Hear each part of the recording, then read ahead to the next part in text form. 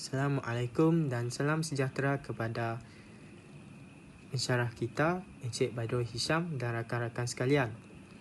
Saya Isman bin Dollah, Ketua Kumpulan 9, bersama ahli kumpulan saya pada hari ini akan membentangkan hasil kerja kami yang bertajuk Teori Adorno dan Industri Seni Kreatif di Malaysia. Theodore W. Adorno, nama sebenar beliau ialah Theodor Ludwig Wiesengreen. Beliau dilahirkan pada 11 September 1903 di Frankfurt am Main. Beliau seorang ahli falsafah, ahli sosiologi dan ahli psikologi di Jerman. Dan beliau juga seorang ahli muzik dan komposer pada abad ke-20 yang terkenal. Nama beliau diubah kepada Theodor W. Adorno atas permintaan ibunya. Oleh itu, beliau menggunakan nama belakang ayahnya iaitu Wiesengreen dan nama belakang ibunya Adorno dan berubah menjadi Theodor W. Adorno. Dan nama ini digunakan untuk beliau bertukar kewarganegaraan ke Amerika Syarikat. Beliau meninggal dunia pada 6 Ogos pada tahun 1969. Ketika itu, beliau berumur 65 tahun dan beliau meninggal dunia di Vis, Switzerland akibat serangan jantung. Salah satu sumbangannya terhadap masyarakat moden adalah kritiknya kepada masyarakat moden sebagai bentuk penindasan terhadap manusia yang dilakukan oleh kapitalisme. Tersebut merupakan antara buku-buku terbitan Adorno iaitu Negative Dialectics, Minima Moralia dan Culture Industry, dan buku-buku ini merupakan usaha beliau untuk memberikan kritik tentang budaya dan sosial pada abad ke-20. Teori Adorno ialah satu teori dicipta oleh Theodor W. Adorno Wiesengreen. Beliau merupakan seorang ahli sosiologi, filsuf, muzikolog dan komposer Jerman. Beliau menghasilkan teori yang berkaitan tentang teori kritis, teori estetik dan teori filsafat. Beliau lebih fokus kepada kehidupan secara elektif. Teori kritikan bermaksud tafsiran semula idea komponen. Merupakan metodologi yang berdiri dalam tegangan dan dialektik antara falsafah dan sosiologi, memiliki dua makna dengan asal unsur dan sejarah yang berlainan berasal daripada sosiologi dan kritik sastra. Teori kritik lebih dikaitkan dengan muzik pada masa ini. Nama saya ialah Nur Suhaila Hidayana binti Muhammad Nurizan. Saya daripada Fakulti FSGK. Saya akan membentangkan poin-poin saya dalam teori Adorno. Teori beliau iaitu teori estetika. Teori ini tidak hanya berfokuskan kepada kecantikan estetik standard seperti fungsi keindahan dan kehalusan seni. Teori ini berkait rapat dengan hubungan antara seni dan masyarakat. Beliau merasakan kebebasan dalam seni moden dari sekatan fungsi budaya dan kesenian yang telah melanda era seni sebelumnya telah menyebabkan keupayaan kritikan seni diperluas dan peningkatan autonomi formal. Teori ini bermula dengan menjalankan penyusulan semula dialektif berganda dan ia akan menyusun semula gerakan seni moden dari perspektif estetik falsafah. Teori yang akan saya bentangkan seterusnya ialah teori filsafat. Teori ini merupakan satu pemikiran Adorno tentang hubungan antara lingkungan dengan manusia. Teori ini wujud kerana pandangan Adorno tentang manusia yang rakus dan pentingkan diri sendiri untuk mengambil sumber daya alam dan teknologinya. Kondisi ini dinamakan oleh Adorno sebagai negativitas total. Assalamualaikum warahmatullahi wabarakatuh dan salam sejahtera. Saya Rozita binti Bulon. Saya akan membentangkan tentang industri kreatif di Malaysia. Industri kreatif ialah industri yang melibatkan kreativiti individu, keterampilan dan juga bakat yang muncul dalam diri seseorang. Industri kreatif juga berpotensi untuk menjana kekayaan dan mencipta peluang pekerjaan kepada individu yang memerlukan. Dengan kata lain, industri kreatif merujuk kepada seni untuk ekonomi. Kita akan berfokus kepada seni kreatif muzik. Muzik merupakan medium penyata sosial yang asas dalam hidup masyarakat hari ini. Muzik juga telah diekspor oleh orang Arab ke Eropah, Gres dan ke seluruh Asia Timur.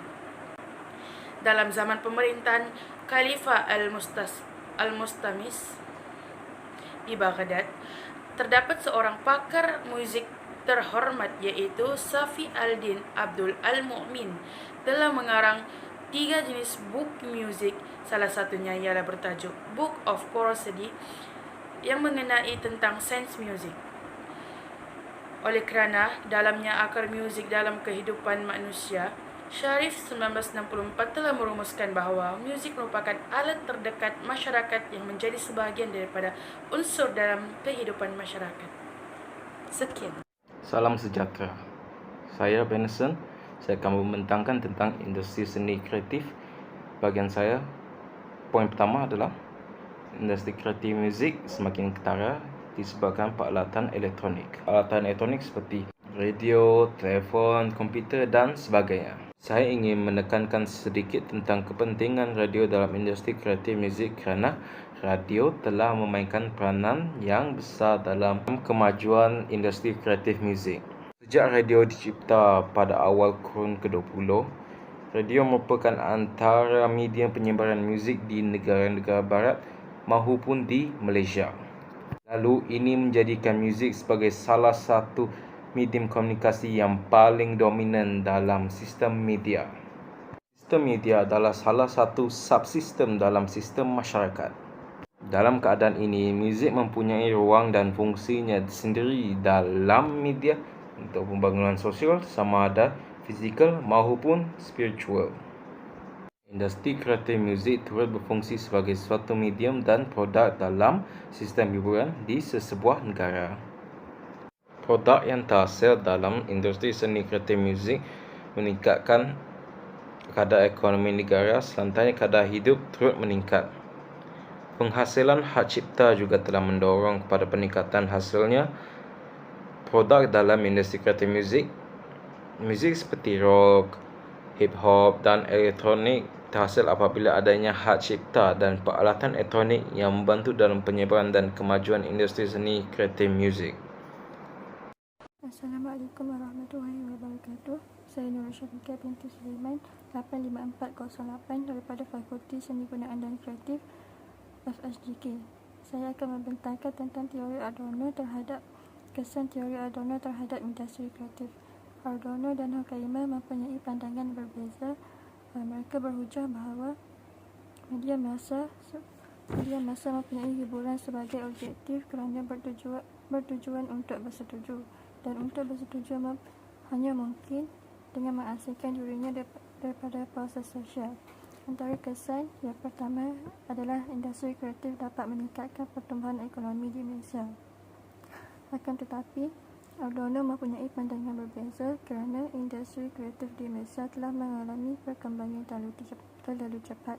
Penambahbaikan industri seni Malaysia menghadapi halangan kritikal seperti yang ditunjukkan oleh laporan Kuala Lumpur sebagai A Culture and Creative City Cendana. Assalamualaikum dan salam sejahtera. Saya Intan Kamila binti Sahi akan membentangkan rumusan tentang teori Adorno dan industri seni muzik di Malaysia. Menurut Adorno, kemunculan seni muzik pop ini merupakan kehendak kaum kapitalis yang ingin memanipulasi masyarakat tentang persepsi mereka terhadap dunia muzik. Kaum kapitalis juga melihat seni muzik ini dapat memberikan keuntungan kepada mereka dan mendominasi masyarakat bawahan. Namun begitu, dari sudut pandangan teori Adorno ini amat berbeza dengan apa yang kita dapat lihat dalam industri seni muzik di Malaysia. Di Malaysia, kaum kapitalis ataupun kaum bangsawan tidak mempunyai kuasa sepenuhnya dalam bidang muzik kerana semua masyarakat mempunyai hak untuk bersuara dan memberikan pandangan mereka terhadap muzik. Hal ini kerana bidang muzik di Malaysia bersifat terbuka kepada semua lapisan masyarakat tanpa mengenal perbezaan adat, bangsa dan agama. Contohnya, pencipta muzik tempatan yang terkenal iaitu KRU telah merevolusi industri muzik di Malaysia seperti menubuhkan syarikat rakaman tersendiri iaitu KRU Studios. Penubuhan KRU Studios ini telah banyak membantu karya seni berkembang dalam muzik di tanah air. Ini menunjukkan teori Adorno yang mengatakan bahawa seni budaya muzik itu terhad kepada kaum kapitalis saja. Di Malaysia, industri seni muzik tidak terhad kepada sesiapa dan semua berhak untuk terlibat dalam menghasilkan karya seni muzik ini. Di samping itu, banyak pemuzik-pemuzik jalanan yang menyumbang dalam mengembangkan pelbagai cabang minat seperti menjalankan aktiviti muzik ini. Contohnya, Kalibaskers yang merupakan kumpulan muzik yang terdiri daripada orang kurang upaya yang berbakat dalam mencipta dan menghasilkan muzik. Oleh itu, kewujudan pemuzik-pemuzik di Malaysia yang tidak mengira status telah membuktikan bahawa teori Adorno tidak dapat digunakan pakai dalam industri seni muzik di Malaysia. Sekian, itu sahaja dari saya. Terima kasih. Kesimpulannya, teori-teori yang dikemukakan oleh Adorno telah memberikan gambaran bahawa beliau seorang yang sangat berpendirian tetap. Hal ini dikatakan demikian kerana pemikiran Adorno terhadap muzik hanya berasaskan muzik klasik saja dan masyarakat tidak boleh mengubahnya. Walau bagaimanapun, teori Adorno yang mengatakan bahawa seni budaya muzik itu hanyalah terhad kepada kaum kapitalis. Namun, di Malaysia, industri seni muzik itu tidak terhad dan sesiapa berhak untuk terlibat dalam menghasilkan karya seni muzik. Hal ini dapat dibuktikan dengan artis tempatan di Malaysia seperti KRU yang telah merevolusikan industri di Malaysia seperti menubuhkan syarikat rakaman tersendiri iaitu KRU Studios.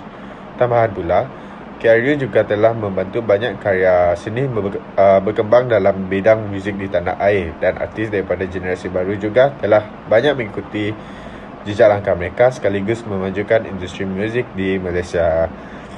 Itu saja daripada saya. Sekian, terima kasih.